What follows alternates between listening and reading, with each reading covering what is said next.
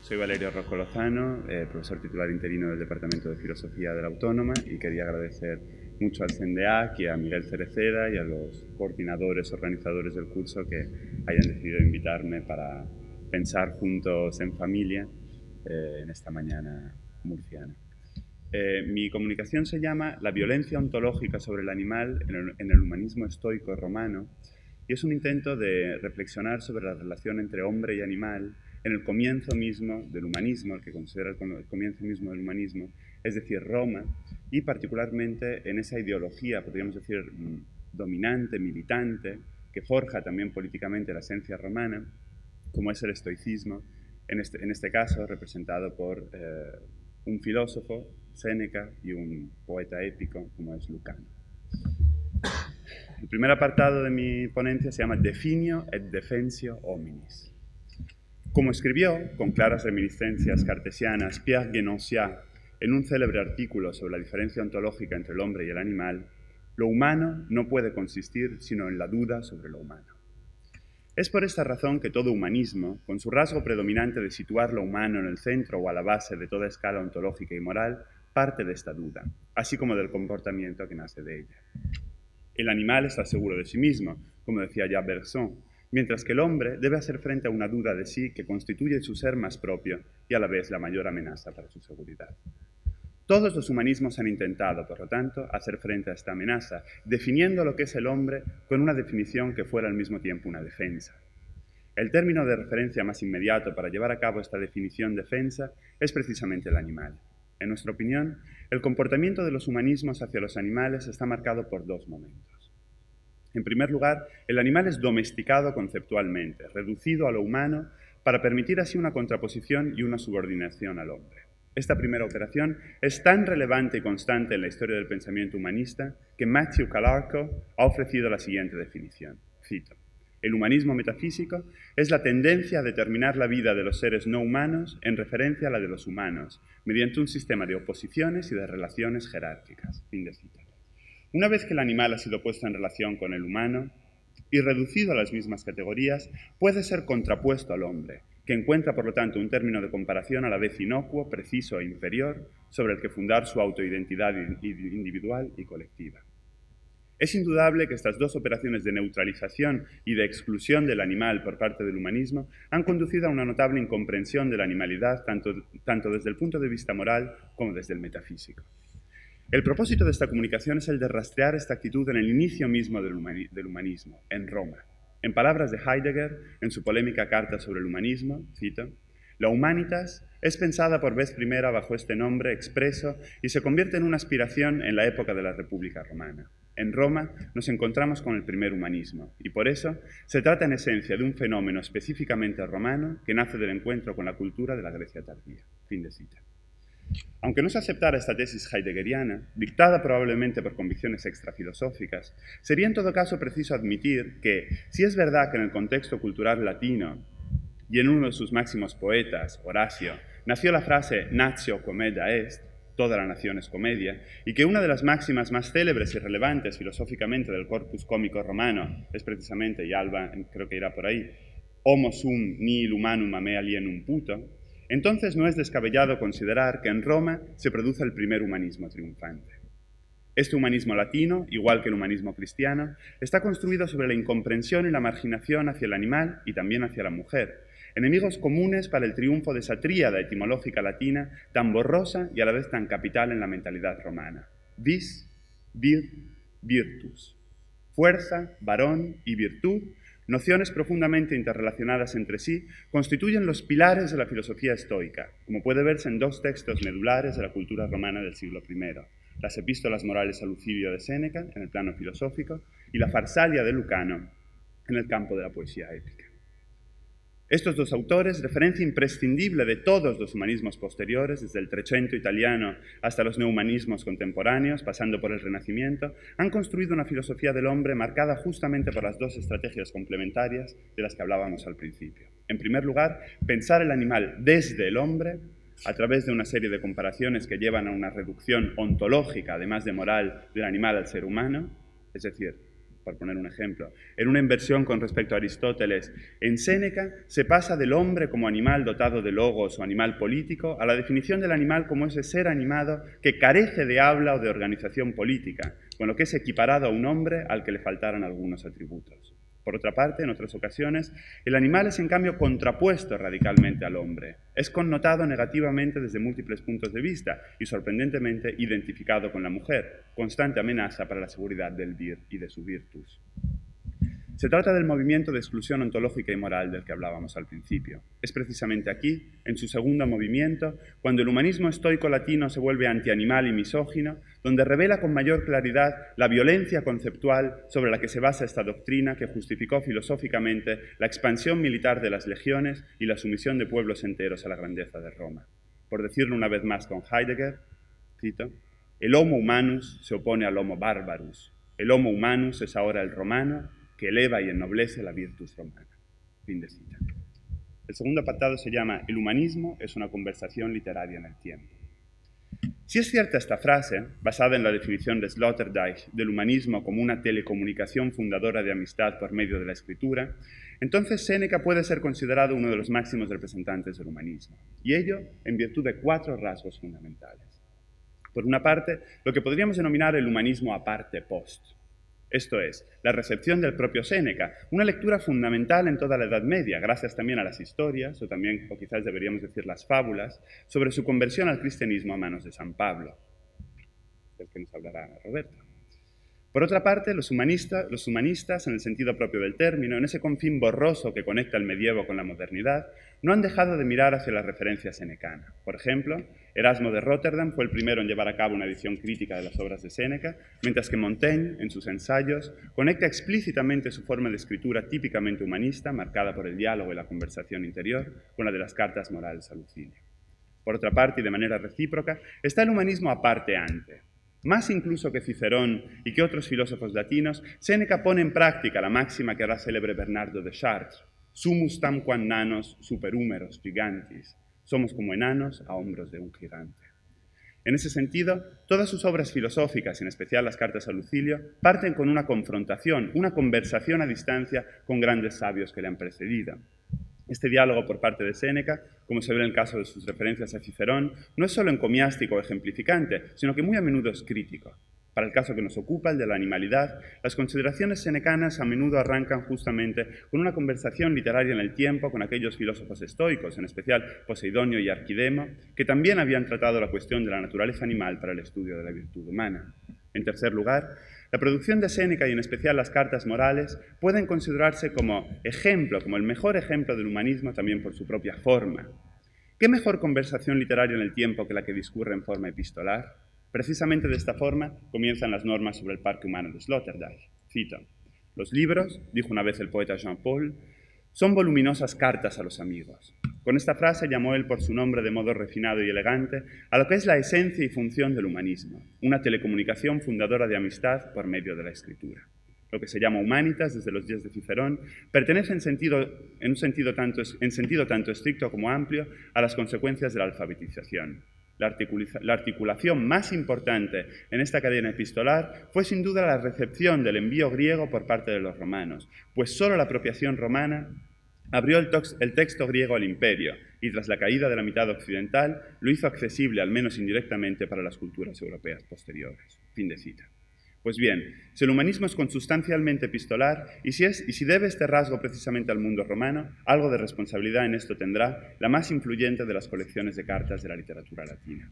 En las cartas de Séneca a Lucilio, del maestro al discípulo, brilla el lenguaje de la subjetividad, de la referencia a ese tú que muchas veces es interior, que replica inmediatamente, escinde el yo en múltiples personajes. En ese sentido, el camino del humanismo romano, por lo que respecta a su forma, es el que procede del diálogo ciceroniano, el diálogo real, donde el autor queda escondido tras uno o varios de los personajes, pasando por la carta senecana nunca enviada, o enviada a lo más profundo de uno mismo, hasta la conversación interior de Marco Aurelio en sus meditaciones. El humanismo no es solo un envío de cartas sobre el amor y la amistad a un destinatario venidero, a un desconocido, como dice Sloterdijk. Es también y sobre todo un envío de epístolas a uno mismo, o si se quiere, a esa amiga íntima que se volverá amada en San Agustín y San Juan de la Cruz, que es el alma de quien escribe. En cuarto y último lugar, el humanismo, como buen subjetivismo metafísico, no puede prescindir de su traducción política, práctica, que pone el conocimiento del hombre al servicio de la dominación del mundo. En este sentido, no es una casualidad que los 4 mayores filósofos romanos, en una escala, por cierto, de cada vez mayor compromiso doctrinal con el estoicismo, esto es, Cicerón, Posidonio, Séneca y Marco Aurelio, hayan ocupado puestos políticos de enorme relevancia, cumpliendo por fin el sueño platónico del filósofo rey. Panecio, consejero áulico de Publio Cornelio Escipión; Posidonio, embajador plenipotenciario; Cicerón, cónsul en numerosas ocasiones y nombrado pater patria; Marco Aurelio, emperador de Roma, lo que Hegel llamará en la fenomenología del espíritu nada menos que Herr der Welt, señor del mundo. Séneca no tuvo un poder inferior a este último, a Marco Aurelio, dado que durante la minoría de edad de Nerón, el famoso quinquennium dorado del reinado de este príncipe, tuvo en sus manos, junto con el prefecto del pretorio, Afranio Burro, las suertes del imperio. Su compromiso político, su voluntad de traducir a la realidad sus convicciones filosóficas le costó, por cierto, la vida, igual que a su sobrino Lucano, de quien hablaremos después.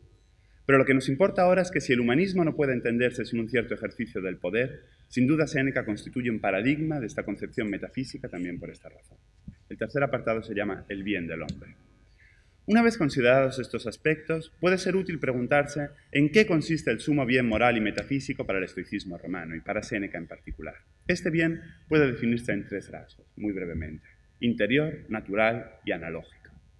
A pesar de este indudable compromiso del humanismo estoico romano con la acción política del que acabamos de hablar, hay que recalcar que el lenguaje de esta corriente filosófica está marcado, como ya se ha apuntado, por la preponderancia de la interioridad. El verdadero bien es definido por Séneca como, cito, lo que mueve hacia sí el impulso del alma conforme a la naturaleza y que solo se debe apetecer cuando comienza a ser deseable. Fin de cita. Si la filosofía senecana se puede resumir, según muchos intérpretes, con las palabras tibi ex te, para ti desde ti mismo, como una actividad circular perennemente dirigida al interior, la definición senecana de la libertad también está dominada por los 3 rasgos del suum fieri, el recedere in se ipsum y el secum morari: llegar a ser sí mismo, volver a sí mismo y quedarse consigo mismo. Estas 3 consignas, marcadas por la vuelta al interior del hombre tras la pérdida de la bella libertad ética griega, según la interpretación de Hegel, señalarían que la única conversación posible, una vez que el diálogo del ágora y del foro ya no son posibles por el adviento de la tiranía imperial, es la del hombre consigo mismo. Este humanismo introvertido, en sentido estricto, romano, confluirá en la tradición cristiana a través del noli forasire in te ipsum redi agustiniano y en la negación del cuerpo como mera morada provisional. La interioridad humana, el cultivo de la virtud privada, se vuelve refugio de una humanidad que ya no puede realizarse fuera de sí. Como ya se ha adelantado, el bien no solo consiste en la vuelta hacia uno mismo, sino también en el acuerdo con la naturaleza. Esto es, en palabras de Séneca, cito, todo lo que es natural es un bien y es malo todo lo que no es natural. Fin de cita. Por otra parte, en tercer lugar, aunque el bien consista en seguir a la naturaleza, la noticia del bien y del honesto no ha sido infundida naturalmente en el hombre y tampoco ha sido descubierta por casualidad, ha sido intuida por los hombres por analogía. Por lo tanto, para Séneca, la principal manera de aprender la virtud es el exemplum.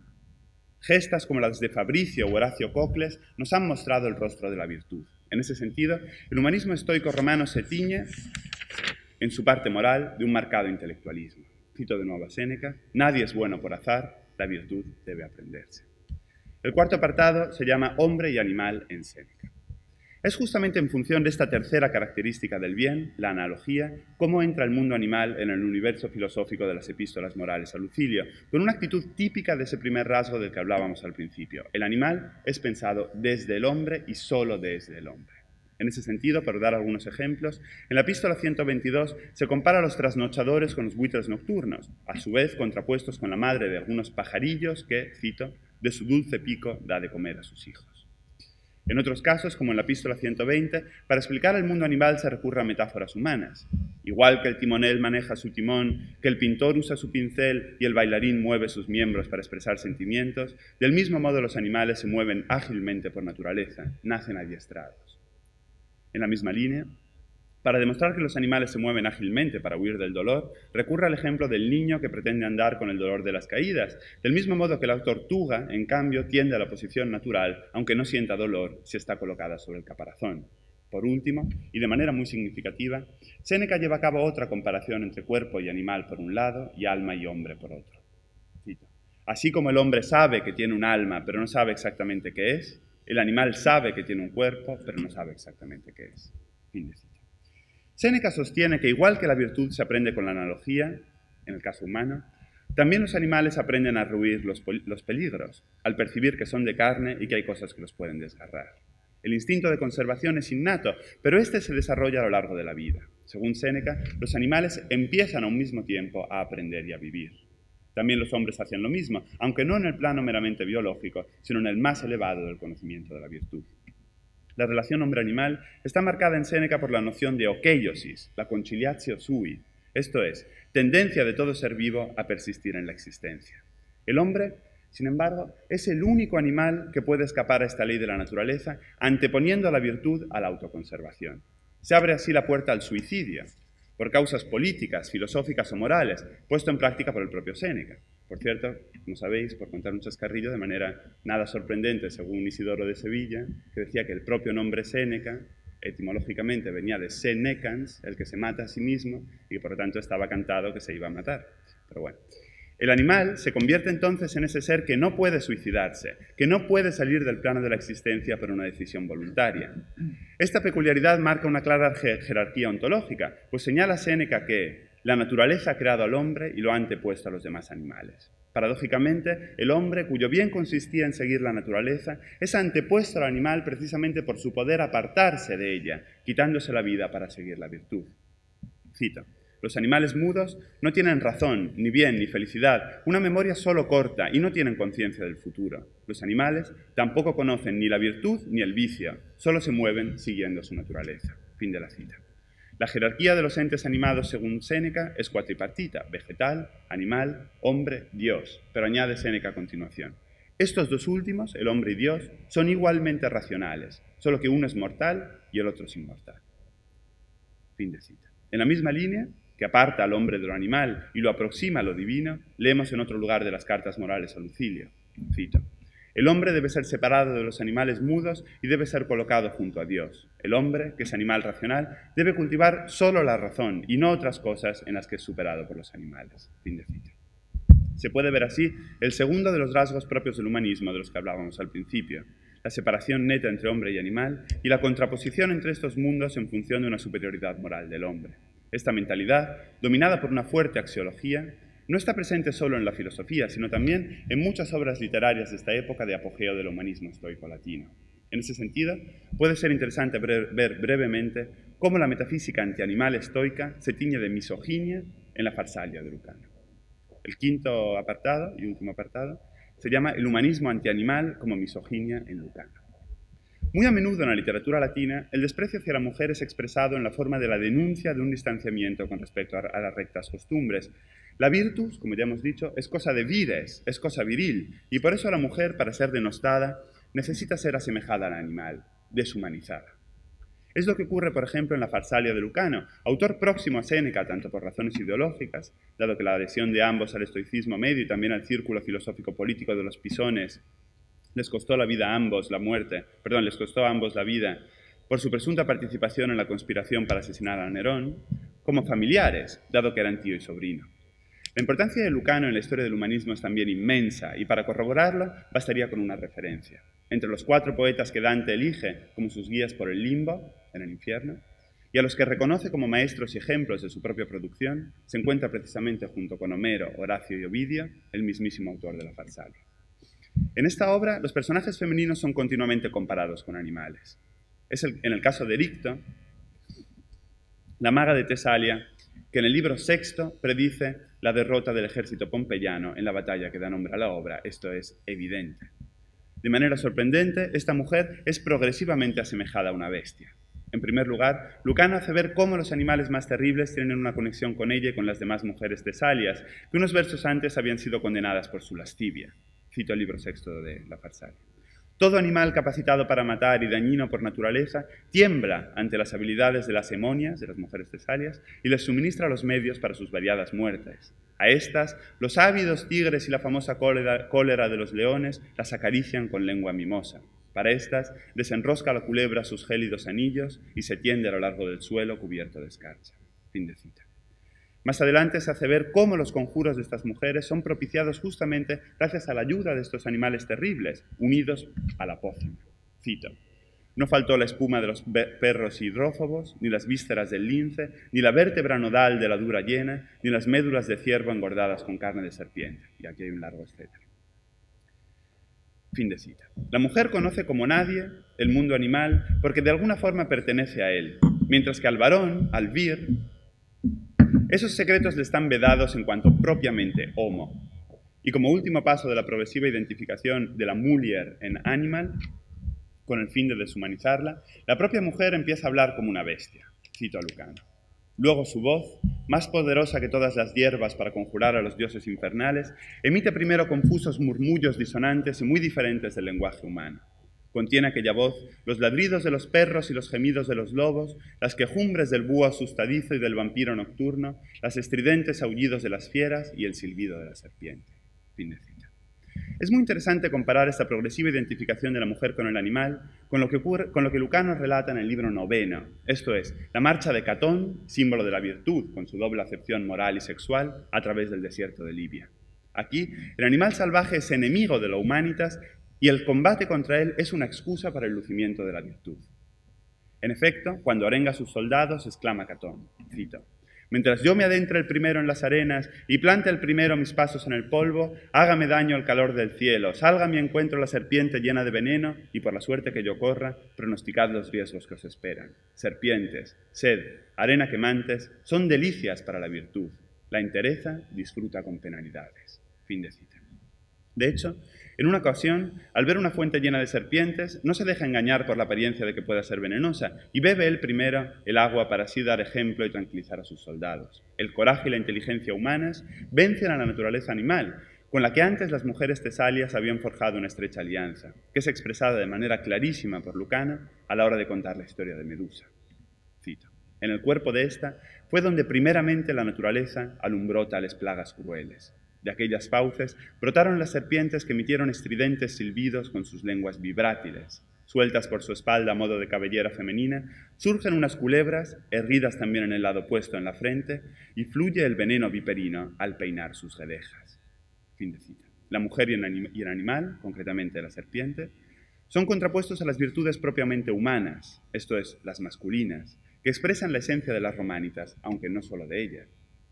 También la cultura judeocristiana, con la que a partir de Constantino y de su Inox Signo Vinces, la cultura latina estableció una alianza destinada a dominar el mundo durante siglos, tienen en el comienzo mismo de su texto sagrado, en el Génesis, la tesis de la conspiración entre la serpiente y la mujer, como causa nada menos que de la caída, del pecado original, de todas las desgracias que aquejan al varón en esta vida. En conclusión, tras estos ejemplos y tras de pasar el doble movimiento de neutralización y exclusión llevado a cabo por Séneca y Lucano, puede comprenderse con mayor precisión lo que adelantábamos al principio. El humanismo romano, igual que el humanismo cristiano, están construidos sobre la incomprensión, la marginación y el abierto desprecio hacia la mujer y hacia el animal, enemigos comunes para el triunfo de la esencia de Roma y de la humanitas que representa, condensada en 3 palabras: vis, vir, virtus. Muchas gracias.